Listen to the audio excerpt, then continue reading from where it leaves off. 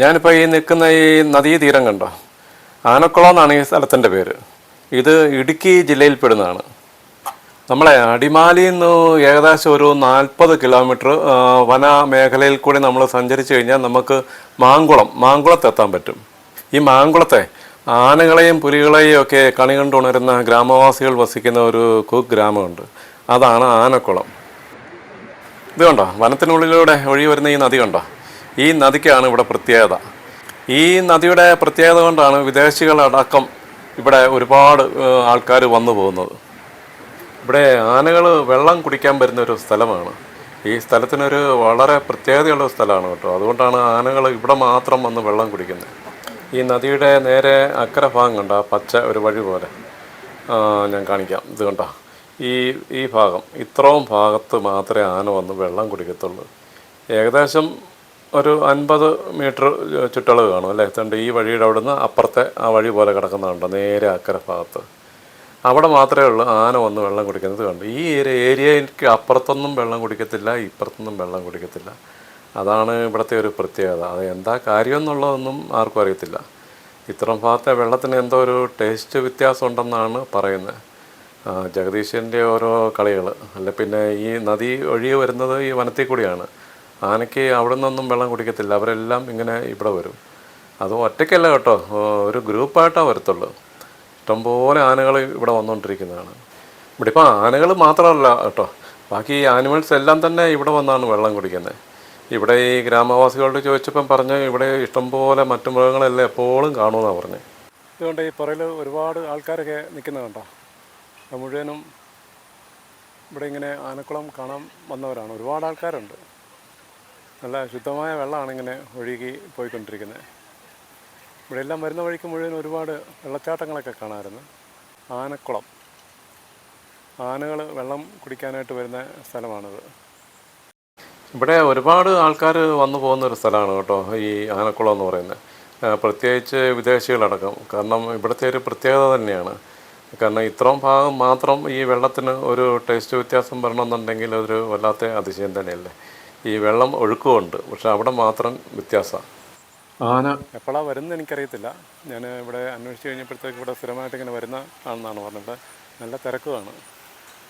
ഇതുകൊണ്ട് ഇവിടുന്ന് ഇഷ്ടംപോലെ ജീപ്പുകളും ഒക്കെ പുറകെ കിടക്കുന്നതുണ്ടോ. ഒരുപാട് ആൾക്കാരുണ്ട് ഇവിടെ വന്നു കഴിഞ്ഞാൽ. ഇഷ്ടംപോലെ ജീപ്പുകളും ഓട്ടോകളും ഒക്കെ അവിടെ കിടപ്പുണ്ട്. കണ്ടോ, നല്ല തിരക്കാണ്. ഇപ്പോൾ എൻ്റെ കൂടെ വന്നവരും അല്ലാതെ വന്നവരും ഒക്കെ ഉണ്ട്. ഇവിടുത്തെ ഈ വെള്ളത്തിൻ്റെ പ്രത്യേകത അറിഞ്ഞുകൊണ്ടാണ് കേട്ടോ ഇവിടെ ഒരുപാട് ഫോറിനേഴ്സ് ഉൾപ്പെടെ ആൾക്കാരൊക്കെ ഇവിടെ വന്നു പോകുന്നത്. നിങ്ങളും മൂന്നാറൊക്കെ വരുന്ന സമയത്ത് നിങ്ങൾക്കും ഇങ്ങോട്ടൊക്കെ വരാം. നല്ലൊരു സ്ഥലമാണ്, കണ്ടിരിക്കേണ്ട ഒരു സ്ഥലമാണ് കേട്ടോ ആനക്കുളം എന്ന് പറയുന്നത്. ഈ ഒഴുക്കുള്ള ഇത്രയും ഭാഗത്തെ വെള്ളത്തിന് മാത്രമേ ഒരു വ്യത്യാസം വരുന്ന ഒരു അതിശയം തന്നെയല്ലേ. ഇപ്പം നമ്മളിവിടെ നിൽക്കുമ്പോൾ നമുക്ക് കേൾക്കാം ഈ വനത്തിന് ഉള്ളിൽ നിന്ന് ഈ മൃഗങ്ങളുടെയൊക്കെ ഭയങ്കരം കൂച്ചയും കാർച്ചയൊക്കെ നമുക്ക് ഇവിടുന്ന് കേൾക്കാൻ പറ്റും. നല്ലൊരു സ്ഥലം തന്നെയാണ്. നിങ്ങൾ യാത്ര ചെയ്യുമ്പോൾ ഇതുപോലെയുള്ള സ്ഥലങ്ങളിൽ കൂടെയൊക്കെ ഒന്ന് വരണം കേട്ടോ. ഇവിടുത്തെ ഗ്രാമവാസികളുടെ ജീവിതവും ഇവിടുത്തെ കാലാവസ്ഥയും തണുപ്പും എല്ലാം ഒരു പ്രത്യേക ഒരു എക്സ്പീരിയൻസ് തന്നെയാണ്. ഇവിടെ ഇപ്പോൾ ഈ പകൽ ഇതുപോലെ തിരക്കൊക്കെ ഉള്ളതുകൊണ്ടാണ് ആനകളൊന്നും കൂട്ടമായിട്ട് ഇങ്ങോട്ട് വരാത്തത്. അല്ലെങ്കിൽ എല്ലാവരും ഇവിടെ വരുന്നതാണ്. ഈ നദിയുടെ തൊട്ട് അപ്പുറം ഇത് മുഴുവൻ വനപ്രദേശമാണ്. അവിടെ നിന്നെല്ലാം ആനകളെല്ലാം കൂട്ടത്തോടെ വന്ന് വെള്ളം കുടിക്കേണ്ട സ്ഥലമാണ്.